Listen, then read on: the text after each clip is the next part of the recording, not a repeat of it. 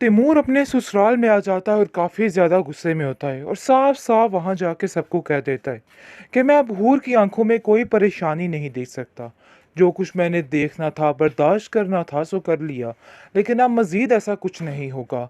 जिसको सुनकर काफ़ी ज़्यादा भड़क उठती है उसकी माँ और कहती है कि देखो बेटा, हम भी यही चाहते हैं, लेकिन अब क्या हो सकता है, क्या कर सकते हैं।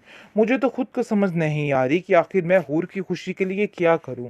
तुम्हारे साथ उसकी शादी करवा दी और चाहा कि तुम लोग खुश रहो, लेकिन फिर भी पता नहीं क्यों हूर को दानी के साथ क्या मसला है। अभी भी उसकी जान छोड़ दे और अपने घर की तरफ ध्यान दे। मैं तो उसको यही समझाती हूँ, लेकिन जी आप देखेंगे कि उसकी माँ को वो तैमूर कहता है कि देखिए वो उसका भाई है, इसलिए वो कभी भी उसको ऐसे नहीं छोड़ सकती। आपको दानी को समझाना होगा कि वो इन चीज़ों से बाज आ जाए, अपनी हरकतों को छोड़ दे और सीधे रास्ते पे आ जाए, वरना मामले उसके लिए काफ़ी ख़राब हो सकते हैं। वो नहीं समझ रहा है कि क्या क्या हो सकता है। हूर उसकी वजह से बहुत ज़्यादा परेशान है। शायद आपको इन सब चीज़ों का अंदाज़ा नहीं है, लेकिन मैं इन सब चीज़ों को बड़े अच्छे तरीके से जान चुका हूँ कि हूर की परेशानी सिर्फ़ और सिर्फ़ आपके घर की चीज़ें हैं, इसके अलावा और कुछ नहीं। उसकी माँ कहती है कि मैं दानी को समझाने की कोशिश कर रही हूँ। मुझे यकीन है कि वो बहुत जल्द मेरी बात को समझ जाएगा। लेकिन तुम फ़िक्र मत करो, तुम लोग अपने घर की तरफ ध्यान दो और परेशान होने की कोई भी ज़रूरत नहीं है। सब कुछ ठीक हो जाएगा और इधर मैं सब कुछ सँभाल लूँगी। जिस पर तैमूर कहता है कि अगर आपको सँभालना होता तो काफ़ी देर पहले आप सँभाल लेती। आप कुछ भी सही नहीं कर सकती, ये बात तो आपको समझनी होगी और माननी होगी। क्योंकि मुझे पता है कि आप जो कुछ कर रही हैं, बिल्कुल बेवकूफ़ी कर रही हैं। देखिए, ये सारा बातें करने से कोई फ़ायदा नहीं है। हूर जो है वो अपनी ज़िंदगी में काफ़ी खुश है, लेकिन सिर्फ़ और सिर्फ़ अपने भाई को लेके दुखी हो जाती है। लेकिन हूर की सास उसको समझाती है कि तुम्हें परेशान होने की कोई ज़रूरत नहीं, ये तुम्हारे हँसने खेलने के दिन हैं और इन चीज़ों में इन सब चीज़ों को बर्बाद मत करो।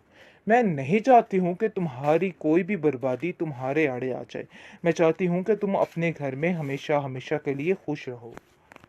होगा, क्योंकि मुझे नहीं लगता कि मामलात अब ठीक होंगे, क्योंकि दानी ने हर तरफ से बुरे तरीके से करने की कोशिश कर ली और वो भी अपने भाई को समझा समझा के थक चुकी है कि सीधे रास्ते पे लग जाओ। ऐसा ना हो कल कला सब कुछ खत्म हो जाए और तुम्हारे पास कोई आसरा ना रहे। लेकिन दानी उसकी बात सुनने से इनकार कर देता है और कहता है कि मैं अपनी ही मर्जी करूँगा, अपनी ही धुन में रहूँगा, मुझे किसी की बातों से कोई लेना देना नहीं, कोई फ़र्क नहीं पड़ता है।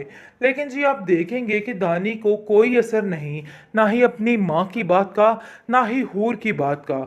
लेकिन इन सारी चीज़ों के पीछे सिर्फ़ और सिर्फ़ दानी की माँ की गलती है, जो कुछ ये सब कुछ कर रही है, क्योंकि इसी की बदौलत ये सब कुछ हो रहा है। अगर वो अपनी बेटी का साथ देती और इसको बुरा भला कहती और टोकती बुरे कामों से, तो आज नौबत यहाँ तक ना पहुँचती। जो कुछ भी हुआ है सिर्फ और सिर्फ इसकी वजह से ही हुआ है। मामलात खराब होने की वजह ही ये है। लेकिन जी आप देखेंगे कि इस औरत को कौन समझाए।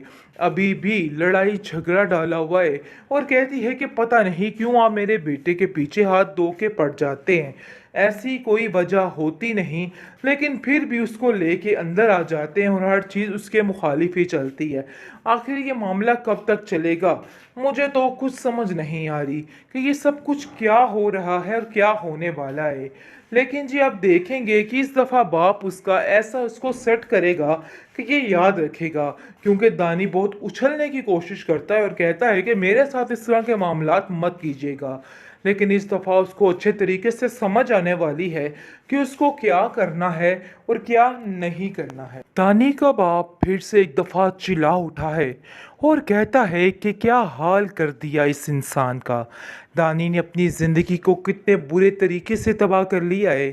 काश कि इसको अकल आ जाती और ये कुछ सोच लेता, लेकिन मुझे नहीं लगता है कि इसमें कोई भी सुधार आएगा, क्योंकि इसने कसम खा रखी है हमारी ज़िंदगी को तबाह बर्बाद करने की। मुझे समझ नहीं आ रही कि आखिर इसका क्या बनेगा, क्योंकि जैसे ही हूर को पता चलता है कि दानी ने फिर से वही गुल खिलाने शुरू कर दिए हैं, जिसकी वजह से वो काफ़ी परेशान हो जाता है और कहता है कि मुझे समझ नहीं आती।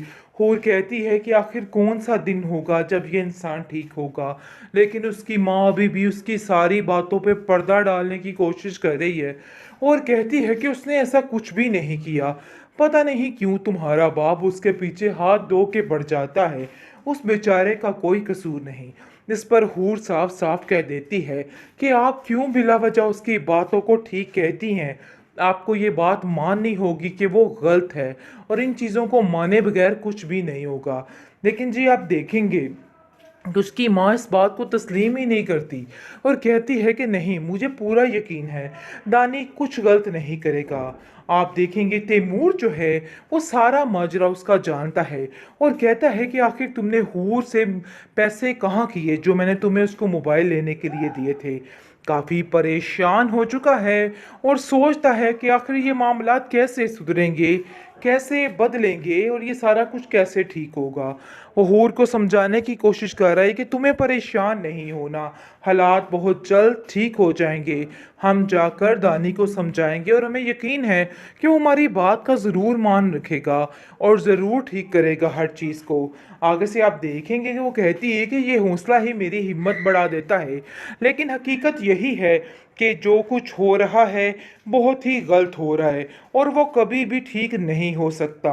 और अगर हम ये सोच लें तो ये बिल्कुल गलत होगा, क्योंकि मुझे नहीं लगता कि मामलात तब ठीक होंगे, क्योंकि दानी ने हर तरफ से बुरे तरीके से करने की कोशिश कर ली और वो भी अपने भाई को समझा समझा के थक चुकी है कि सीधे रास्ते पे लग जाओ, ऐसा ना हो कल कला सब कुछ खत्म हो जाए और तुम्हारे पास कोई आसरा ना रहे। लेकिन दानी उसकी बात सुनने से इनकार कर देता है और कहता है कि मैं अपनी ही मर्जी करूँगा, अपनी ही धुन में रहूँगा, मुझे किसी की बातों से कोई लेना देना नहीं, कोई फ़र्क नहीं पड़ता है। लेकिन जी आप देखेंगे कि दानी को कोई असर नहीं, ना ही अपनी माँ की बात का, ना ही हूर की बात का।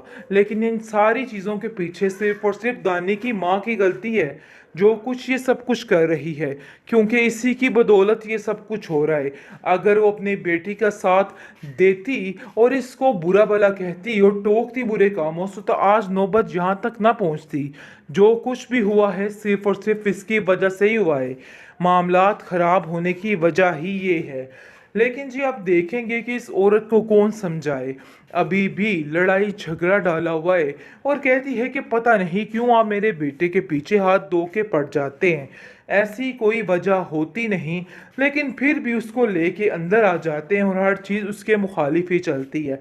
आखिर ये मामला कब तक चलेगा, मुझे तो कुछ समझ नहीं आ रही कि ये सब कुछ क्या हो रहा है और क्या होने वाला है। लेकिन जी आप देखेंगे कि इस दफ़ा बाप उसका ऐसा उसको सेट करेगा कि ये याद रखेगा, क्योंकि दानी बहुत उछलने की कोशिश करता है और कहता है कि मेरे साथ इस तरह के मामलात मत कीजिएगा। लेकिन इस दफ़ा उसको अच्छे तरीके से समझ आने वाली है कि उसको क्या करना है और क्या नहीं करना है।